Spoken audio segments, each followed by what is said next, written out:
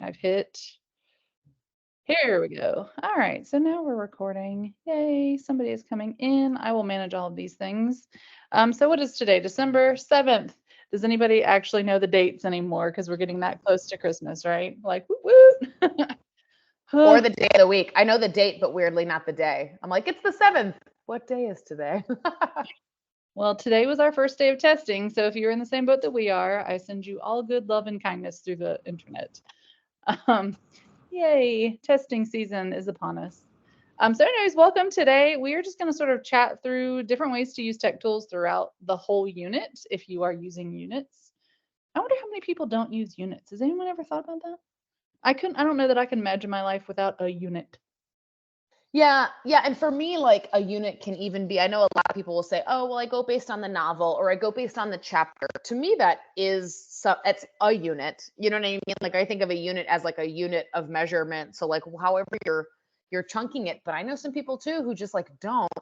And I know, and my mind doesn't work that way, but I also see organizational equity as a thing. Like kids just don't, and adults don't have all of this time to be trying to figure out your system that makes sense in your head, you know? So if an assignment's just called like Ed Puzzle, which one, or like if there's more than one, right? Like if you're going to use an Ed Puzzle video and that's going to be like a classwork grade or a homework grade or whatever, is it Midas? Enough with the squeaky monkey.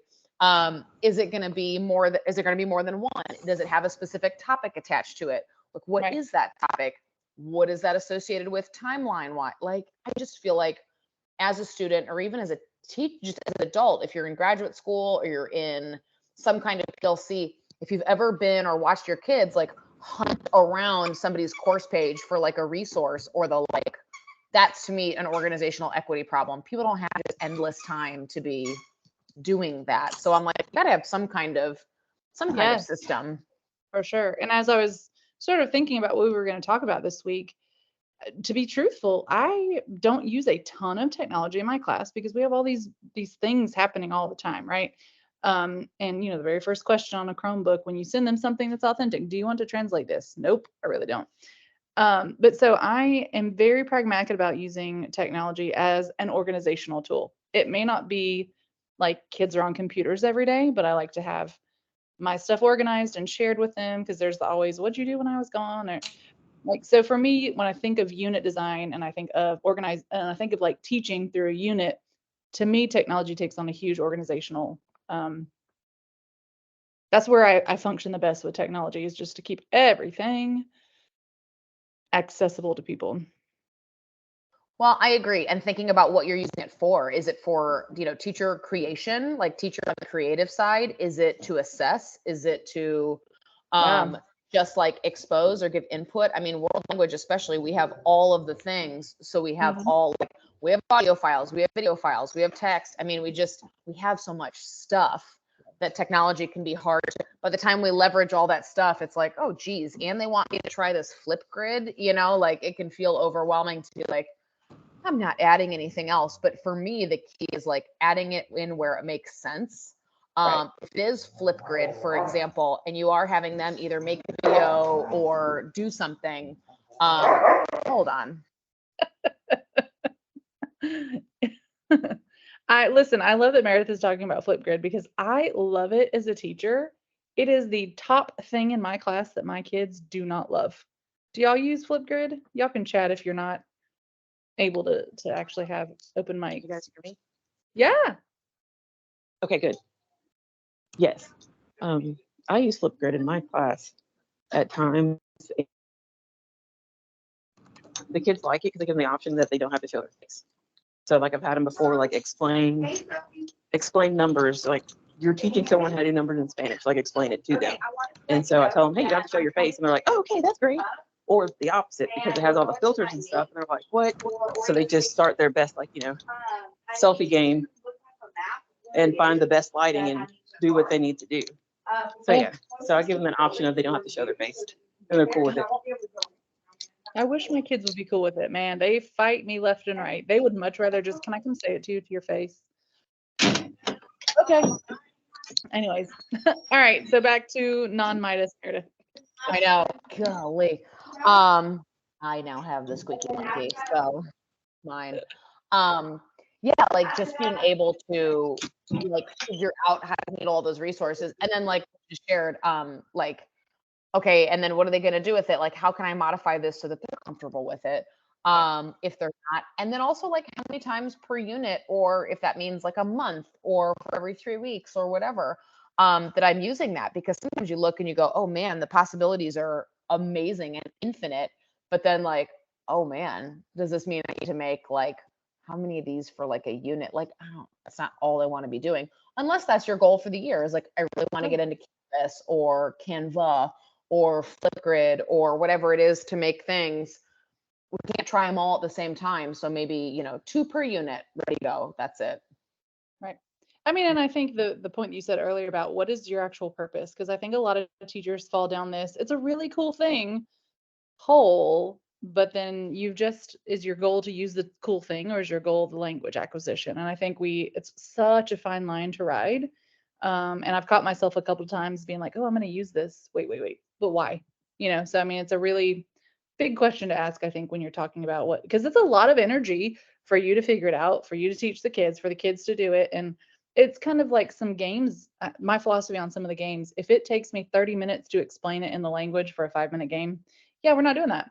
So for technology, I'm like, I need the biggest bang for my buck to get the kids to do the things. Like, it's not the me show, it's the kid show.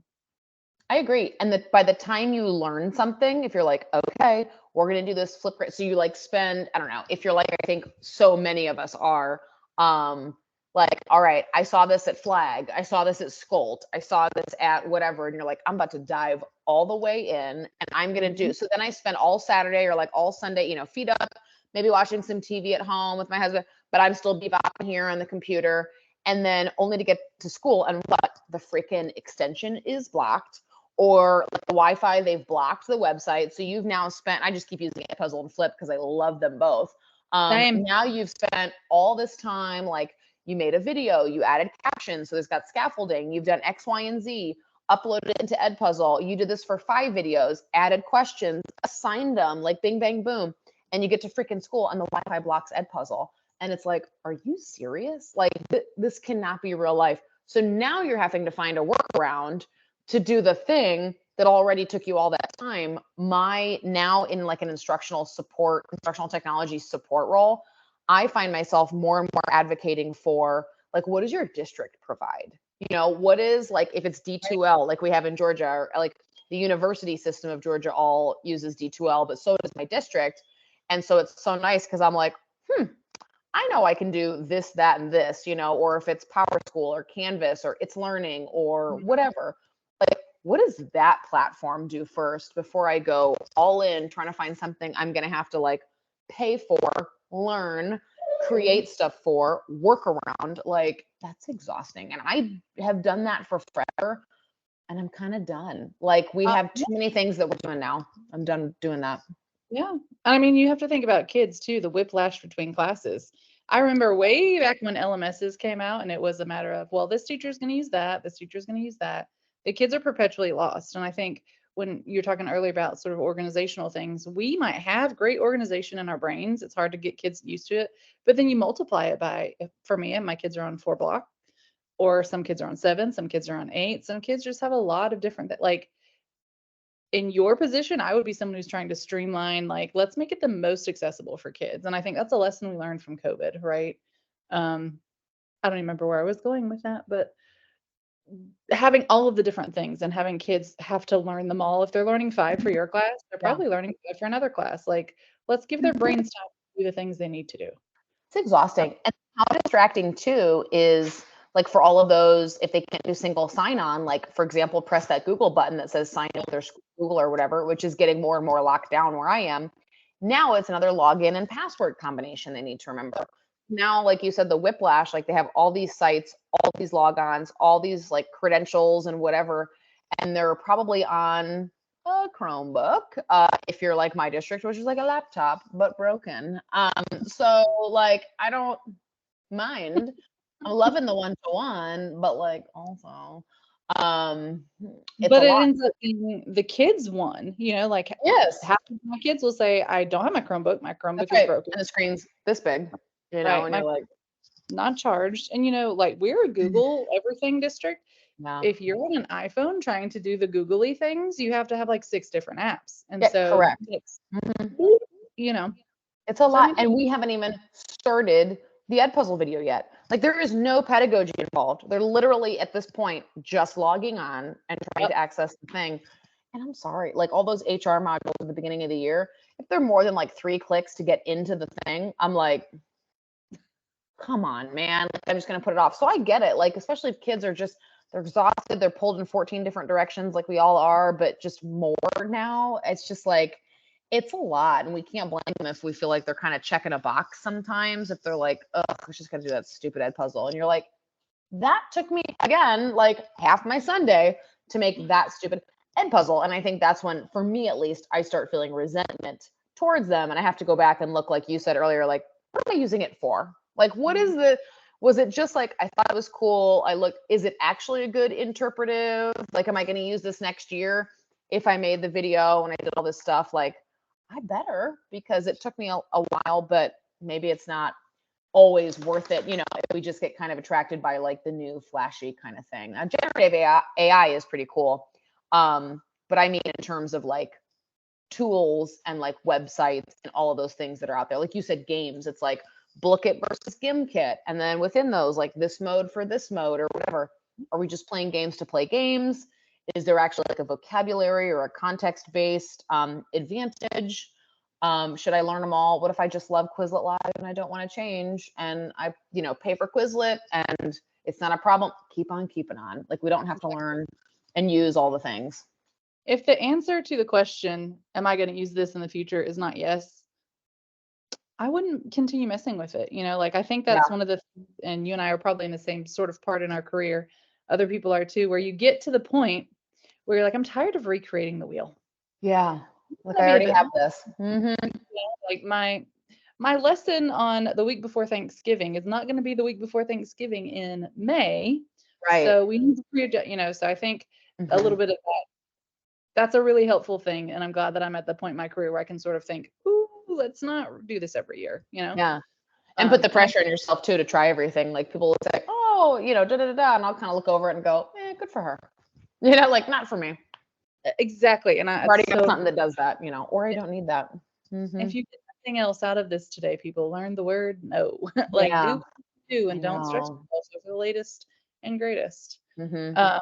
So I'm going to show you just one thing that I was thinking of when I thought about technology and like organizations. I think I've showed it before. It's just what I give my kids every unit. Because my naming conventions are do the thing. And so it's like, here's the day one activity, here's your vocabulary, here's the activity thing that goes with it. So it's my way of showing kids how my brain works and where to go, and giving them the autonomy of, hey, if I'm missing something, I know where to find it. And then it takes the onus off of me to be like, you have to turn the page in your notebook. So just having a place to organize all of my stuff that I need the kids to use, like that's not my lessons. Those are the things that the kids need to manipulate in class. Love it. Yeah, I mean, it's just so easy and so nice. And it's one of those things you can show an administrator and like, oh, wow, you really have your stuff together. Thank you, I lady. sure do. Right. And you're like, My student intern did definitely not make all of those Quizlets, but yeah, Nope. we're good. Sure didn't. I sure did not. So Sure did not. I'm gonna pass it to you, I've hopefully. got What's some of your cool stuff? Let me see. I've got one I can share too. Let me make sure I got the right tab though. So along those same lines, oops, hold on. Screen window or tab. Yeah. Along those same lines, this was a sustainable, there we go. Yay. You can see it now. A sustainable assessment presentation that I did for Claudia Elliott. Oh, the queen, Claudia Elliott. She's amazing. You can still see it, right? I just switched tabs, so I went back. Okay, good. Because it's like the icon went away. It had kind of hid too many tabs open is what that means. Anyway, so what she did, and this isn't super obvious, but I'm just going to highlight like one thing. What she and I were talking about was like recycling activities throughout the unit. So like having all these different templates, and then also like an assessment schedule. So really harnessing the power of like, okay, I've got audio for X, Y, and Z. So I'm going to do a listening quiz, or I don't, but like I need to make audio. what are some extensions? What are some things? I love Mote, but also your Google Drive audio, all pulls into slides, things like that, which we've talked about on like previous meetings. And so my thing was finally like, okay, let's put out a sample schedule of like what happens when, because if I have unit template documents that I want to use every unit, and then I've got technology platforms that I want to use every unit, because I have one Edpuzzle, for every unit. I've got one Flipgrid assignment for every unit for students. I've got Quizlet sets, like you just said, for vocabulary, for verbs, but also in context. Like I've got all this digital content. How am I spacing it out? What am I doing? So one of the things I can point out is like, for example, here in like this first top left box, because I don't know if you can see my cursor. Yes. Good. Bookit/Gimkit. And then here's like another Bookit, but a different style of game and like a different objective. So things like that, where it's like all different kind of games, all different things. But then now we're going to do, we'll do like Flipgrid Friday, I used to do, and things like that, where it's like, okay, I'm going to use the technology, but I'm going to use it intentionally and sparingly, because like you said, we've got Chromebooks, like kids are just like all day, you know what I mean? Just like looking at all the things, listening to all the things, and that can be kind of exhausting. So I used to really be an advocate for like tech in the hands of students. Obviously, I'm not anymore, but I definitely am seeing the benefits of like more in the teacher's hands, and actually like not really during class necessarily. Like I'm still like, I love a paper pencil. I love a killer slideshow. I love like templates and games and things, like intentional scaffolding on some slides, and maybe something like I'm much more careful, but I don't need kids to be like trying every latest, greatest thing, nor am I fearful of that. Like, sure, use generative AI to do some stuff, but some of the language capabilities are pretty limited. So, we don't have the same concerns that maybe other content areas have. It's just, it's hard to think about it spaced out. So I can put that slideshow in the chat too, if that's helpful at all. It's got links to some of those templates, but just even getting on a schedule of like, I really want to try that thing I saw my colleague use or at a conference, but I can't go in as hard as they are because they've been using it. So let me just try one per unit or one a week, and I'm going to do it on Tuesdays. That for me is really manageable and helped me kind of organize the things. Cause then I was like, oh, let me calm down. Like if I'm going to do Edpuzzles at the end of the unit as like a review, then I have more time to make one. And, it's a little bit easier that way. I love that the graphic that you just showed, because it looks like it's a 3-week cycle. That's kind of how each of our units go. And we do the IPA structure every day. And so when we're sitting down planning on that interpretive and on the presentational, we're like, okay, one day's reading, one day is listening. And we literally plot out so that we're, even across the modes, but it helps for me. If it's a reading thing, obviously, like that's probably going to be either papery or some way to scaffold it online that they can't just translate. But like the reading, the listening, that's going to be a digital thing, right? And that helps me target what I put and where and when. And same thing with the presentational, right? Sometimes I want them to speak, sometimes I need them to write, and you can pick the tech tool that sort of goes with it.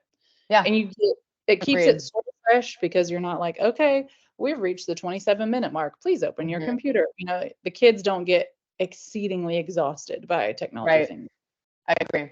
Well, and then again, like you said, it makes me think about like, what do we need? What modes do we need? What am I doing? What am I not doing? Like, I would always, in COVID, I wanted to be as specific as possible. And then I just kept doing the same thing afterwards. I was like, if it ain't broke, like this actually helped me organize, because I was like, these kids at home are, let me make sure I'm hitting, all the all 3 modes, interpretive, interpersonal, and presentational, but also all 4 modalities. They need to be reading, writing, speaking, listening. So I started like, if I knew I was going to do like a listening quiz, I finally was just like, I want to be able to say always and never as many times as possible. Like I want to be able to say, guys, remember, quizzes always have 20 questions. And that's what I started doing. Was like, I guess I'll just decide on some numbers. Great. Quizzes always have 20 questions. Done. Like executive decision. That was it. And tests always had like 30 plus some kind of like performance thing. But the questions could be like 10 listening, now based on what you heard, tell me now, write 10 Right. things about that person. So it didn't have to be like 20 questions. You know, that sounds like a lot to make maybe to some people. And then those tools, like I was saying, here's the embedded audio that I even also coded. So like when I had that structure and I was like, all right, first quiz is always reading. Second quiz of 2 is always going to be listening. You can see here, that's the title of this quiz. So it's unit 1, quiz 2. And now with the technology, I can even make like different versions of the audio or the context. This was a colleague who, this might be my voice. I can't remember who recorded what, but one of them, we totally forgot that time was on the quiz. So we were like recording and it was like, this is great. Good job, Dayanara. You know, whatever. We got a native speaker, we got a non-native speaker, we've got different accents, different pronunciations, great, whatever, fabulous. And then we were like, oh crap. So we had to, so that's why that one's labeled like less detailed audio without time. And then the next one is, I'll make this one bigger, more detailed with time. So let me make this font a little bigger. You call that differentiation. That's right. I was like, what's the doodle? So like the retake, we were like, oh, by the way, like, cause the retake, girl, you had more time. So like the retake's going to have time, literally. And there you go. So even being able to leverage some of those tools and not be like, oh, dang, we can use this, you know? Yeah. And I know the quizzes are going to be once a week. I'm a Friday quiz person. So it was like, I know that every Friday, they're going to be doing that. And now using the technology and being able to just go insert audio and add these directly to the slide. Students have, you know, the paper copy. I just pull up the slide and play the audio. They never see the note because I'm not projecting, or I could if you wanted to, but I would just take the note away. But it can be really nice to get on a routine like that. And then I feel like for me, the pressure lessens or like decreases, you know, where I'm like, okay, we don't have to do listening on every quiz every week, every time. Like it can be a little bit more intentional. And it can also help divide the work amongst colleagues if you're on a team that collaborates really well. I think like the thing that you just showed, every time I see that, that's probably the most like mind-blowing Google hack. I like literally in test here, I'm like, oh, that merits the audio is so good. And because how many times I find the closer I get to my computer, like the worse, whatever I'm working on, I'm like, this clearly needs a change. Because if I'm like, no, where did we put? Yes, no. And you know what I mean? You start leaning in and you're like, where's that folder? No. And I just start like hunkering. And I find too that it helps me like pulling in those audios and just doing insert audio. So like now, you know, now I don't have to go look in the unit 3 listening folder because inevitably what's in the unit 3 listening folder? 47 things from like 2 textbooks ago. One of them's called like Shannon 4.2 Avancemos. No, really, this one for the quiz, I mean it. Like that's and it's like, Shannon hasn't even worked here in 5 years. Like I don't work with Shannon anymore. Why do we still have Shannon's audio? And then you listen to it and you're like, we don't even teach that vocabulary anymore. Like we've changed it. Yep. Like it leaves with so many things that we've worked so hard to create and find that it really leaves for a long time left no room to ever change. It was like, girl, I'm not doing anything. I already have all this and that's how that's just gonna go. But we have so many tools now that to me it's easier than ever to be like, I hate this audio. And every time we play it every year, I hate this audio. So guess what? I'm just deleting it and I'm recording my new one. And if I can put it directly on the slide or directly in the document, and now I'm not finding it, amazing. And I mean, it helps with your colleagues too. Like I'm in a different situation, right? Like I'm a singleton. You're in somewhere like Gwinnett and there's like 800 of people. Like 800. And like Meredith's going to tackle number 1. You're going to do number 3, number 4, number 5. It's so much easier than trying to come up with naming conventions that eventually never work or they put it in the wrong folder. It's so nice to have it all there in that one thing. So that like, hats off to you. Every time I see that. Oh, it's so freaking I know. And every time I open it, I'm like, oh, like just like makes my head happy because it took so freaking long to get both levels like that every place where we all liked the audio. We didn't, you know, but like you said, there's 8 Spanish teachers. And so we want to align, like in a department of 14, you want to align through the levels, through the stylistic differences, the personality, the pronunciation, the linguistic differences, because not everyone loves everyone else's language production or thinks that they do it well enough. And so you're just like, you know, like that's just going to be That's gonna be. Look at Midas is joining us. Sir, he's not even supposed to be on the couch. She knows, but he's like, she can't yell at me. He's literally laying on my Christmas pillow. Rude. Okay. Oh. Rude. Oh, and you should see him. He's totally rearranging. Rude. Whatever. We'll let him up here for a second. It'll be ridiculous. But anyway, yeah, like the alignment part is hard. And once you've shared, like if you've decided, okay, we're doing like the quiz. This is the quiz. I'll share my thing again. This is the quiz, baby. Like this is, do we all like this? Great. Do we all like the audio? Can everyone open the audio? You know, all of those kind of things. Awesome. Try it out now. We're, you know, meeting. It's Tuesday. Everyone's giving the quiz Thursday or Friday. Let's meet and double check. You like, what do you hate? Be honest. Then we also found that it reduced like getting it in one place, having a shared document, and then being like, shut it down, lock it down, do not change a thing. Because our quizzes and tests had to be the same to reduce variability. So that to me is not a problem. I did not feel micromanaged or anything. But what would happen, I'm going to make this a little bit so you can see it. What would happen before that and what that ended up decreasing was like I can picture them too, are my two youngest colleagues who were wonderful, but they would get so self-conscious that they hadn't taught something well enough that they would be like, oh, absolutely, no problem. And then when they got a chance to thoughtfully, carefully go back and look at the assessment, they were like, oh no, like I totally didn't teach that. Oh, I didn't. And they would get self-conscious and kind of change things. And it was, I know. And then we'd go back and we'd go over like the results and we'd be like, all right, where'd your kids like do awesome? Where did they do less awesome? How can we help each other? Like who's good at what, whatever. They would then be kind of timidly like, I ended up actually changing. And it's like, I get it because you want the kids to do well. I totally get it. I've been there. But we decided, you know, like we said that it was that, or they would re-record audio to slow it down. Was a big thing because the recordings that we had, maybe they thought the person who was talking was a little too fast. Right. So when you are able to re-record with like Chrome extensions or whatever so quickly, it's like, okay, if you hate it, like let's just say that so-and-so, can you slow it down a little bit? You know, and we can always speed it up or whatever. Or in Google with some of those audio recordings, it should be all of them, but definitely with some of them, you can also, once you've got it selected, it's probably not going to do it now that I want it to. Oh, this is now that you need it to do the thing. Now that I need it to, this is the one where some of the icons don't work, I think. Hold on. Let's for funsies move one here and see what happens.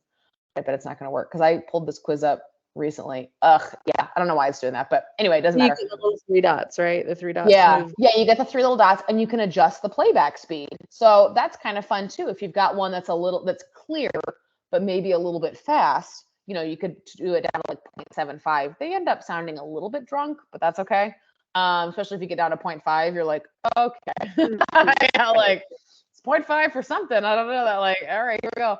But you know, you can still adjust it, especially if you've got, you know, like a whole period that's remediation. Like everyone's failed French 1, because we have periods like that where it's literally everyone who failed French 1 last year or Spanish 2 or whatever, and they need it. So there are lots of options there. And then again, it's that kind of more collaborative kind of social accountability. If you've got a healthy social culture and dynamic in your department, it's helpful that way to just say it, that it's too fast, or that your kids don't know some of this vocabulary, and we'll fix it while we're meeting, but don't go fix it on your own later.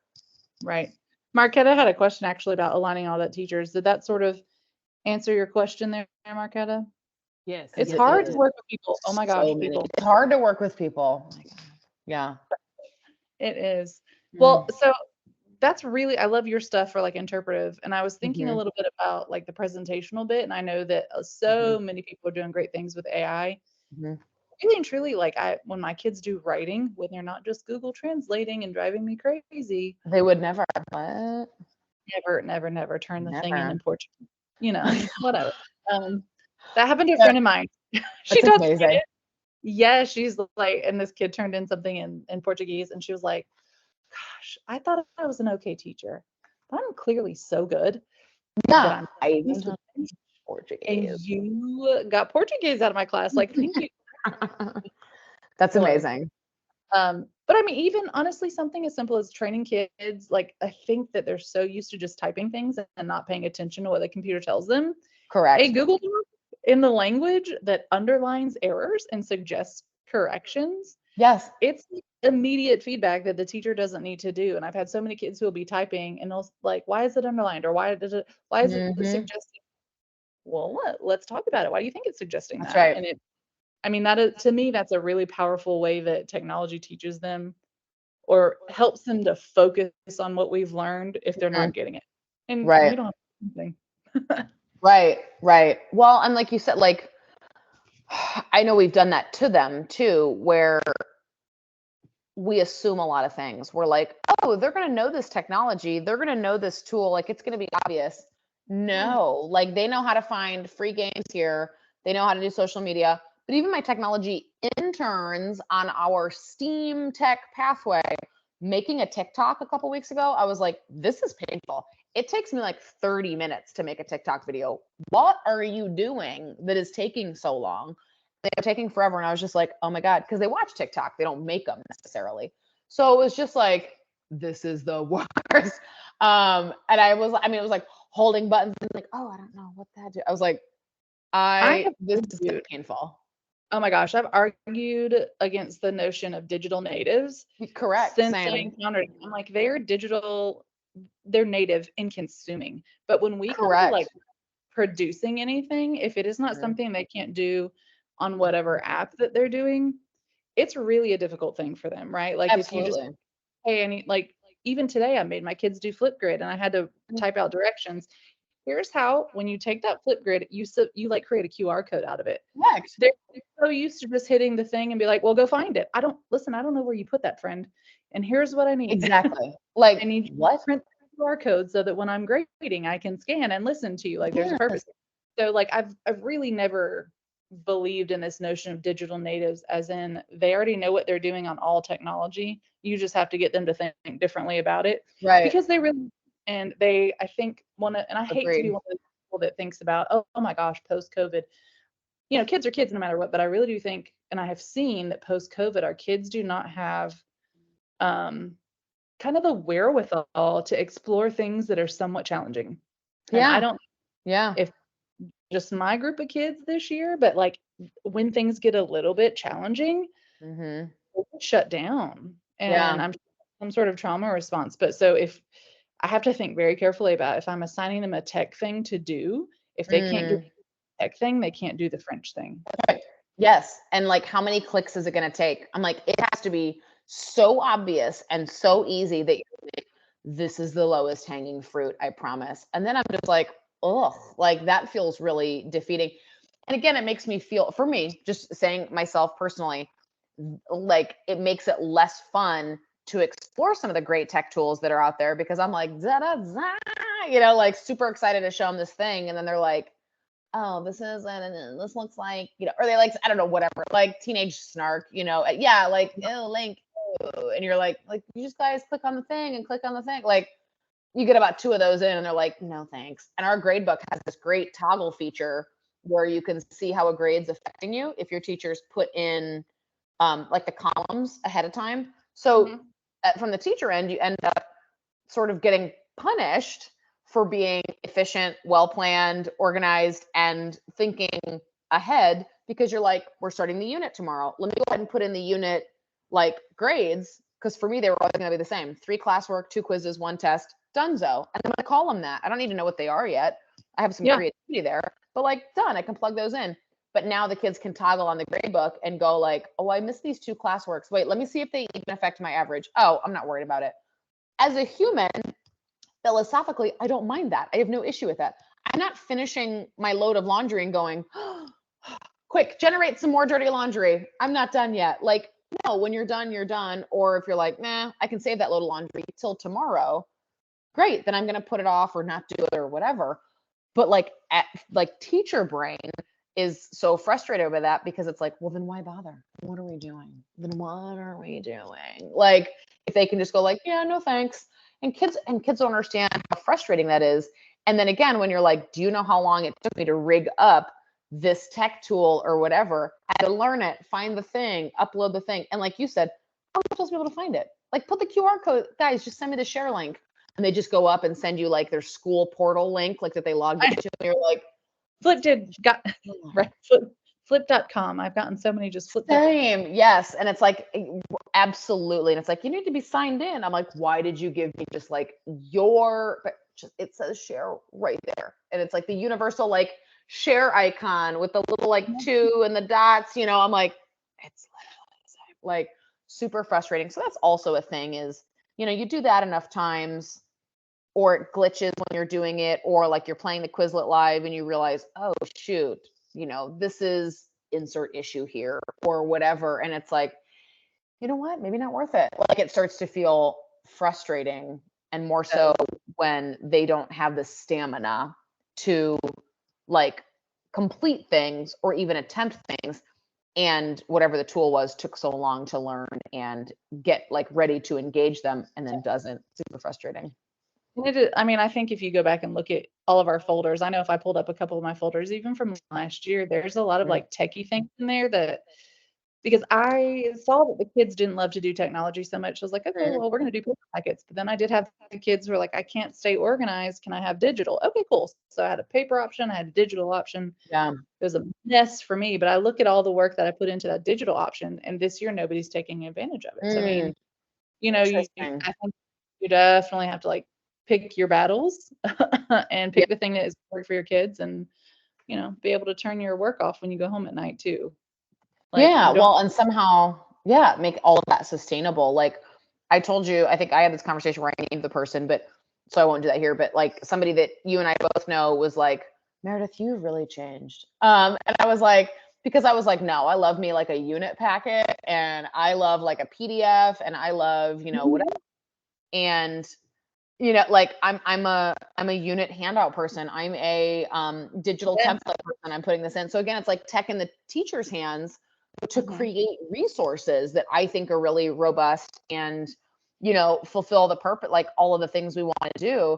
And it was so funny. I was like, I've always been paper pencil, like, and super techie.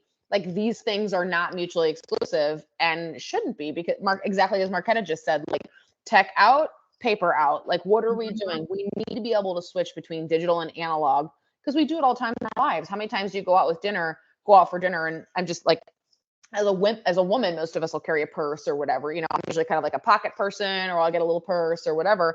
But like, unless something buzzes or beeps, like phone's away. This is FaceTime 1.0. I'm hanging out with friends. We're getting drinks. We're getting dinner. You and I are hanging out. We're chatting. And then on your way home, you're like, when you get home or whatever, you're like, oh, let me check what I missed. Yeah. So like, I think we do toggle between analog and digital in our lives, but I don't know that teaching always like says that should be happening. Yeah. Like there are so many systems in teaching and being evaluated and getting feedback and observed and all the things that thrive on messages that I don't think are particularly accurate, because usually they're by people who didn't teach during COVID or after, or maybe even recently at all, which is mind blowing. So they're like, well, maybe you could just use some technology. And like, there's no more of a broader statement than that. So you're just like, I don't know, makes teachers feel insufficient. And I don't think it should. Like, you keep doing you make great worksheets. Like, this looks awesome. Your slides are fantastic. It doesn't matter that kids aren't accessing them. Like, they're still learning. That's still just can be good technology. I think one of the vestiges from COVID that we're still fighting with, and I'm not sure if your teachers or your school handle it differently, as much as we can say, put your phones down, put your phones down, put your phones down, our kids, it is a battle to get them to put their phones down. So to me, to pull that technology away, sometimes I feel like it's a thing that the kids need to learn how to do. Agreed. They cannot have the music in, because when you're at your job or you're at your school, the next part of your life is not to let you have your phone and devices all the time. Yes. It's like good parenting. I mean, like, if we just let them do whatever, I'm like, my 3-year-old niece does not need to eat like candy at every meal. Like, we know better. As adults, we know, no, sit down, have some carrots, we're going to have some ice cream, but we're not going to have it right now.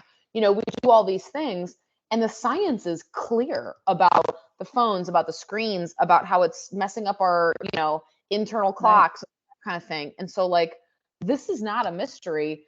And I think as a society, like, the message is not to kind of help that, like, well, they get their phone, and I need to be able to keep track of my child while they're at school. I understand that. That's whatever. It's not how we grew up. So I'm always feel old fashioned when I'm like, do you though? Like, but also it's unfair as a person without kids. So my perspective on that is very limited and only from, my own experience, kind of that. As a Yeah, like as a person now, an adult, and not having to be in charge of kids, but there are certain things that we know they need.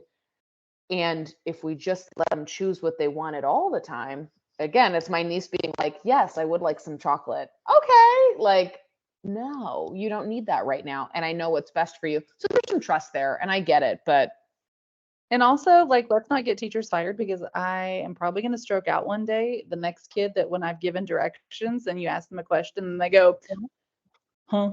Like they push their hair back behind their ear Yes. and then they like, huh? What'd you say? Well, A whole lesson. I said a whole Ma'am? lesson. and you're like, ma'am doesn't like, ma'am's not helpful. Ma'am? I'm like, no, that's not polite. Like no, I hate this. Yeah. 100% just spent 20 minutes Super giving you a lesson. frustrating. And you, huh? Correct. Me? And in a language. So like there's the thing of, yeah, like I know it sounds extreme and I know it sounds like, oh, you guys have changed. But I'm like, no, you need to be able to sit and listen to somebody give you, whatever it is. And it puts the pressure on us too to keep, lessons as engaging as possible. Yeah. But engaging doesn't mean fun. Like, sorry, engaging is so Not much always more than entertaining. Yeah, definitely. It's kind of funny. We're doing a little tech talk here, and now we're like, no technology. Like, Absolutely, there's got to be a balance, like the ebb and flow. Mm-hmm. I a know. huge. Well, let's see. It is a quarter till, Oh, yes. so I think we should ask some questions. Anybody got any like questions or suggestions, or how do you handle all the tech things in a whole unit? Do you have Yeah. a process? I see people Mhm. typing. Yes. Yay. I know it's hard too. It's like I feel like I ebb and flow, like you said. You don't want to be like, no tech. But there are so many times where it's like, well, should I do this? Should I do that? Should I use Class Dojo? Should I do whatever? And it'll be like a little menial thing. I'm just thinking of collegial conversations I've had, and I was like, you could just print off a roster and do some check boxes, And it's like, and it's like so many. It's like, oh, God, duh, like even just digging deep into your grade book or your LMS and being like, can I print off that kind of roster, or can I rig up an Excel spreadsheet? I'll share my shareable one right here. That'll do the math for me. Like I've got a great one that's like will track classwork for you. So again, tech in the hands of teachers, which I, again, 10 years ago, me would have been like, why I never, but like even this having, 20 points a day. And now, student number 4 here, like row 4, you did all your classwork this week. Let me zoom in a little bit for you. You did all your classwork this week, so that's 100. You, on the other hand, only did 3 days worth. That's 60. So now it doesn't mean, like if you've got a 0 in for classwork, like you didn't miss one, girl, you missed 5. Like I always was averaging them together after COVID because we had so much stuff. We had ed puzzles, we had flips, we had like content on eClass. We had all this stuff where I was like, oh, I've never had more stuff. Like this is great. And it's all kind of the same because we had roomies and zoomies. So I was like, I've got it on paper and I've got it digital and I've got whatever. So I could do that. And that was like, I would average them together. So if a parent asks like, he's missing 2 classworks or he's at 40, like what can he do on that assignment? I'm like, it's Lo Siento, but it's not one assignment. Correct. He didn't get a 40. That means for 3 days, he didn't literally complete anything. Yep. So, like that's a different thing because I know I'm averaging that together. That's like, did you do it? Did you do it? Did you do it? Nope. 60. So things like that are, I don't know, that ways that technology can help kind of balance, because I knew we were going to have 2 classworks in every unit. So I can share that too, if that's helpful, because it does the math. Yeah. And I think it goes down to like 40 kids, I think. 40. And I'm looking at this and I'm thinking about our kids. I don't know if we've ever had them sort of do really sort of any multi-step project or multi-step assignment. Our kids don't have the same sort of like construct of how to organize something at all. And I think it's not necessary. I mean, even like notebooks, when we've ebbed and flowed, so much was just everything's online, and now it's not. They're so used to clicking around, they don't they don't have like this over look, and mine is just like, Mom, shut up, I'm asleep. He's out of it. Maverick's down here like, I come on the couch. I'm like, no, nobody can. Couch is not allowed. I think there's something to be said for us modeling. I know, like modeling good digital organization, modeling good use of tech tools for our kids. Because yeah, they can. I had a kid teach me something cool today. Some $10 app that I was like, that's great. That you can do a lot of art on that. Right. But giving them sort of these structures, almost like structures of a language, but giving them like concepts of how different ways can be organized. I think that's a really powerful soft skill that we can do through technology. Well, and to think like what you need to do for something. I was playing around with let me think what it's called. Goblin. The website's goblin.tools. And it's really, really cool. It will have at the goblin.tools. I just typed it in. And at the top, for example, you've got one that's like, don't do it, Micah. He's like, I'm coming back on the couch. You've got let's see, magic to do. No, I want the estimator and the no. Maybe it was just the estimator. Stop it, Maverick. Maybe it was just the estimator. Okay, so the estimator at the top, when you click that tab, that's going to tell you how long it's going to take you to do something. So it can break down some of those like executive function tasks where you're like, oh, he's back. He went on the other side of the couch because he knows I can't reach him. Darn it. This is my favorite couch too. This is like the no dog couch. Rawr. Anyway. No. So I know, no dogs. And now Maverick's like, oh, hey, like, boys. Anyway, so what's cool is that one will tell you, like, the estimator will tell you, like, about how long something will take. And then the compiler, oh, there we go. That's what it is. The compiler, if you're like, I need to do an essay, it'll tell you, like, the tasks you need to do in order to complete that thing. Like, it breaks down into tasks. And I think that's really cool because, like you said, kids have such a hard time where you're like, okay, so like you need to do a presentation for econ. What you gonna start? Like, what are you gonna? Where's your first step? You're gonna get a topic. Are you working with somebody? Like the way we organize information, it's like, okay, we've been adulting for a while, so we have that advantage. But they just have, you know, again, it's a stamina thing. I think also they just have all these tools and like things that'll do stuff for them, and they never had to work through like the process of it necessarily. Which yay for the tools, but it's a little bit enabling. I'm just gonna say the chef thing in there. What is that? Yeah, I don't cook. I'm terrible at cooking. My pantry is always, but I'm like, you say, look, I've really got soy sauce and rice and squash. I got tomatoes and rice, and yeah, help me out here. Mm-hmm. I have a couple dog biscuits, but you know, that's a cool thing that imagine that in the language. If you give them, hey, here's gone grocery shopping. Yeah. You know, how could that turn it? That is a great tool. I've never even seen that one. You're fabulous, Meredith. Love. We might have lost Meredith. We might have. There might have been a dog stepping on a device. I'm not sure what's happening here. I have never actually heard of that goblin.tools. That is super cool. And I'm going to use that chef thing at home and probably also with my kids. Cord died. Okay, yay. So while we just pause, do y'all have any feedback? Like, I feel like it's just us sort of talking, but what do you guys thoughts, suggestions, challenges? There she is. Right. It was like 2%. I'm like, oh no. There. I love that. That's a great. In that Goblin tools, yeah, super, super cool. Like, what? Yeah. I know. And I like the what's the other one? The judge. Oh, I like the judge too. This was the context that it came up in was like neurodiversity and you know those threads on like Reddit that's like AITI, like am I the a-hole? Another great use of technology, like checking in with people, being like, am I the jerk here? Yeah, like I got this email, or my relative, my sister-in-law did this, and so on and so forth.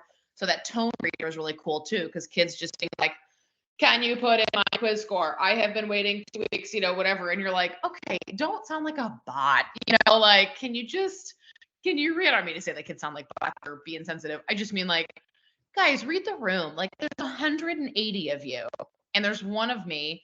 And also like a please, a thank you, a little, and just literally the bare minimum low bar of manners, please, which is also going to be like cultural perceptions, age perceptions, we're going to look at like manners differently than other people, just individually, whatever. But it's like just a please and a thank you, right? And the world doesn't, like the sun doesn't rise and set on your behind, as my parents used to say, and remind me of frequently. So it's like just a sense of like, there's more to this than just more people out there. Yeah, it cracks me up. Cool. Like, I had a kid, you'll appreciate this, talking about the sun rising. I had a kid who wasted first period. Second period in another class work. He swings by my room in third period and he was like, hey, did you grade that thing yet? Friend, that thing that you wasted time on that was due 2 days ago that you just sent me 10 minutes ago? Correct. Because I've literally been teaching. So yeah. Kids, I know this will shock you, but I do it every period, like rude. Yeah, absolutely. So I like that tone gesture. I'm like, let's just pop that in Goblin and see like how that tone is. Like, a little rude, a little short. Could use it. Yeah. What was the one? Oh, the judge. The judge. Okay. Yeah. Am I misreading the tone? So the context it came in was a colleague of mine who was talking about her perspective is as a neurodivergent person. She was like, this is super helpful. And I was like, wait, what else does it do? And that's how I got introduced to the website. Because I was like, oh, that's really smart. Like, because people will say that she's like super direct, which is good, I think. But, there's always different perceptions of that, of everything. And then they'll say like, it could be warmer, could be whatever. She's like, I'm not here to be warm. Like, I just need you to do your job. Like, I'm like, that's absolutely fair. But she said it helps her. So I was like, I think this would just be helpful, like for people in general. Yeah. It's a great one. I just put in, hey, you haven't updated my grade in 2 weeks. And it's like, I'm frustrated and annoyed. Right. Like, yeah, maybe change that up. And there's some immediate writing feedback, like let's play around and wait till it says like this email to your teacher is respectful, polite, open-minded. You know what I mean? Like, what are we shooting for? Mike, no, it's not Mike. It's Mike Travers in Spanish, at Travers Tweets on Twitter. He plays Beat the Bot with his students. I think he said like once a week in his ACTful something workshop. Yeah. And assembly delegates, that's right. And I think he said once a week, right? Anyway, super cute where it's like leveling up. And yeah, Magic School AI is amazing. Amazing. So he like once a week or whatever, they'll go and it's like getting the students to use level up language. Like, don't just say también, let's try además, or instead of but, maybe however, like the equivalent to that kind of thing. And that's super fun. What a great idea. And again, with the frequency, how often are you doing it? And what's the teacher prep on the work side of it? Because some tools you're like, and then do this, and then do this, and then do this. You're like, oh, never mind. It's not even feeling anymore. It's too overwhelming. Well, and I like my friend Amanda over in Fayette County. I think she's been doing some stuff with AI where kids would staff what they're going to do. And they put it into AI and they're like, hey, please suggest, corrections. Or so there's, again, a good way to use it for a purpose, I think is important. Absolutely. And especially when you've got, my most recent class, I had 37 in every class. So I was like, I can't, it's going to be real hard to give you guys like custom feedback, all of you every time. But could we set up a workshop day once a week, maybe, where you get stuff to, ChatGPT or the like, and get some feedback? Heck yeah. Or use it as an interpersonal kind of chat bot. Absolutely. The novice levels, like, oh, bonjour, ça va? Or because you can even mess it up. You can be like, what can't I say? I can't say like, como ça va? No, I can. But I can't say like, como ça va too, right? I couldn't say that like that. You're like, I know what you're saying, but no. So even if I put that in, it still will be like, ça va? Et toi? Or whatever. Or even, like, it'll still respond. It's like a super sympathetic interlocutor, like, I know we're supposed to be, but it's great. But it makes it so that the teacher is not the source of all knowledge too. You know what I Right, mean? Like, absolutely, because we can't be. So it's We like, get can't some be. feedback on your writing, or if you're gonna do a flip, and let's say my focus really is just getting you sounding comfortable. I mean, also the language, but you know, they prep beforehand sometimes and rehearse and like, or flip even has a thing where you can read. Like, I don't know, you got to look at what you want them to use and not want them to use and why. Because if they're reading, it's like, yeah, okay, well, then, but was it supposed to be improvisational? Like, because it's not going to be, because they're recording. If I'm recording a webinar for NECTFL or Central States or SCOLT or whatever, I'm not improvising. Like, I've got slides, I've got, you know, that kind of thing. Like, but we expect kids to just like, nope, read it memorized, look at the camera. And it's like, maybe, but maybe our intentions for that Flipgrid video or whatever are different. So if it's just pronunciation or that kind of thing, sure, write out your script, put it through some AI, like see what happens, see what it fixes, see how you're learning.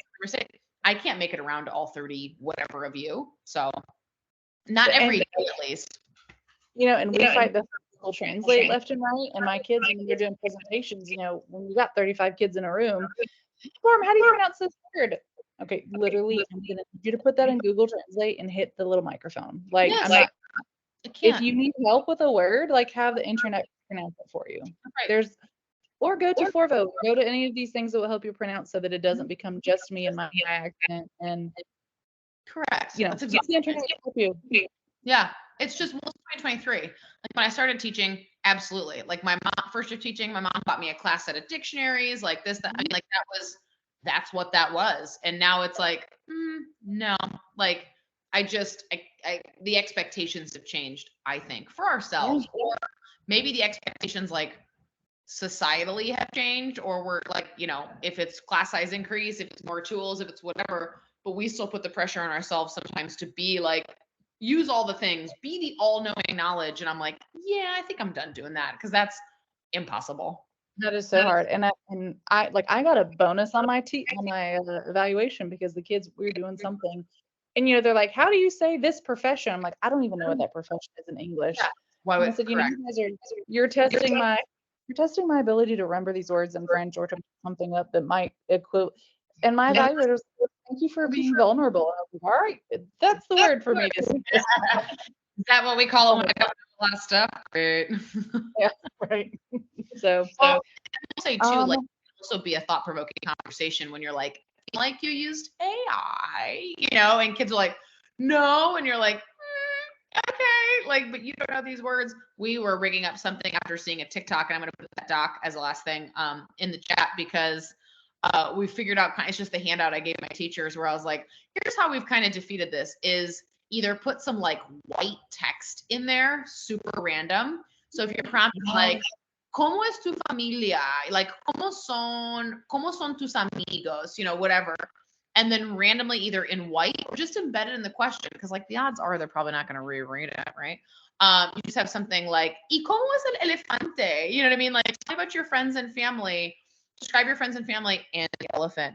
Like, you know, ChatGPT very well is going to be like, elephants are gray. Like, and if they don't read the response and they never saw that they even pasted that white part, it's a little bit of a hack to be like, yeah, the fact that you said, like, you mentioned bananas in your response, means you generalize that I put something about like bananas, you know, or whatever my example was, where it was like, oh, and did they have materials yet in the Civil War? Like this is my example. That can be kind of funny. And then, but practicing what you preach and what you said you were going to do. So then not being like, haha, gotcha. It's like, dude, this prompt was really straightforward. And also like all of your notes you had like about your friend. So what can I provide so that you feel more confident, like doing it from your actual brain, you know?